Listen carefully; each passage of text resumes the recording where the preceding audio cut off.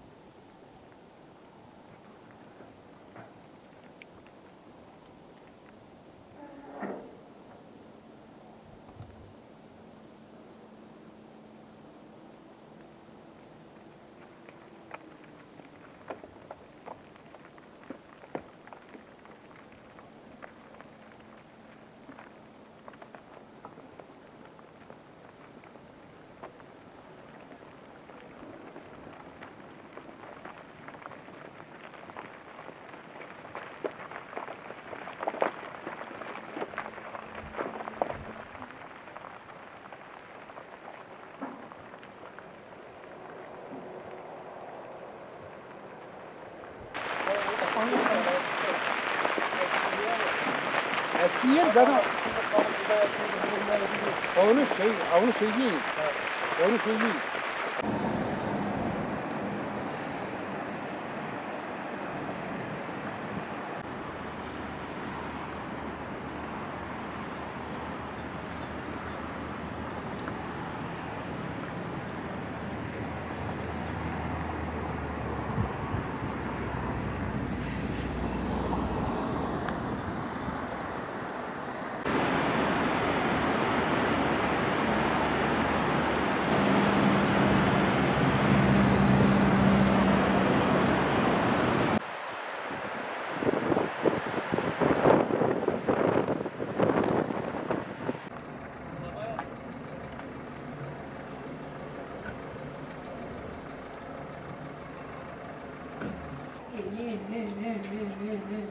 Ne geldin yine aynı.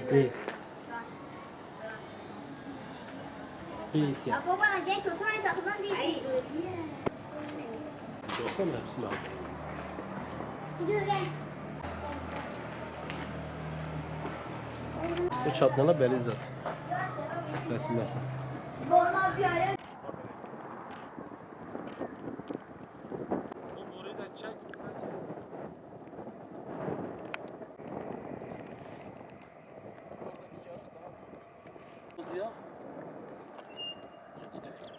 Orayı da çektin mi?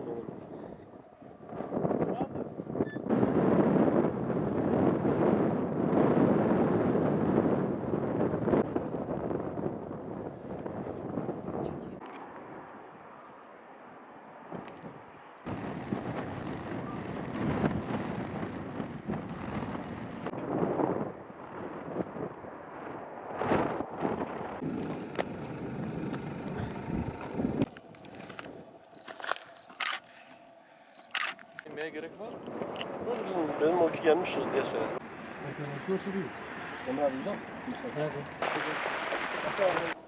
Bu gördüğümüz bakır havzasında fabrikanın hemen arka tarafına dökülen harfiyat, havzadan gelen harfiyatı buraya döküp cevherini kırıcıya götürüyor, değirmene götürüyor.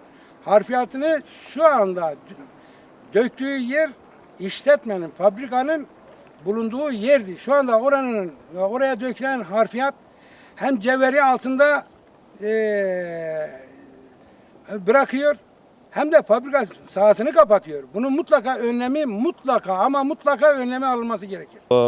Mevcut olan fabrikanın ocakta çıkan bu harfiyatı getirip evlere bu mahalle üst kısmına döktüler o molozları. Tabi yağışların bol bol olmasından dolayı kayma yaptı herhalde. Şu an herhalde 10-15 tane yakın bir ev kullanılmamak durumdadır yani bu sırada. Bir tanesi de şu karşıdaki ev oluyor. Daha da ileride daha var. Mevcut şehrin girişindeki köprü de o harfiyatın sıkıştırılmasından dolayı köprü de oldu. Böyle sıkışma yaptı. Cilikten falan gelip baktılar. Rapor aldılar işte belediye başkanıyla beraber, kaymakamla beraber çıktılar. Şu anda henüz herhangi bir şey yok yani. Olayla ilgili herhangi bir açıklama yok. Neyin ne olacağı belli değil. Yani yukarıdan fazla harfiyatın dökülmesiyle kaynaklandı. Çökük, göçük verdi oradan mesela ağırlık basınca. Tabii ki insanlar da bu yüzden mağdur oldu yani fazladan göçükler olduğundan dolayı insanlar evini terk etmek zorunda kaldı. Dökülüyor. Peki onunla ilgili ne söylemek istersiniz? Bura dökülmesi yanlış değil midir? Yanlıştır. Normalde yasaktır işte. Çevre Bakanlığı'ndan müfettişler geldi. Yine de harfiyat dökülmeye devam ediyor. Bu madenin bu aşağıda giriş köprüsü var. Köprü çatlamış, belki farkına vardır. Evler kaymış. Buna rağmen bir sahip çıkılmıyor. Demek ki devletten daha güçlü bu adam. Yani biz onu görüyoruz. Devletten güçlü değilsek.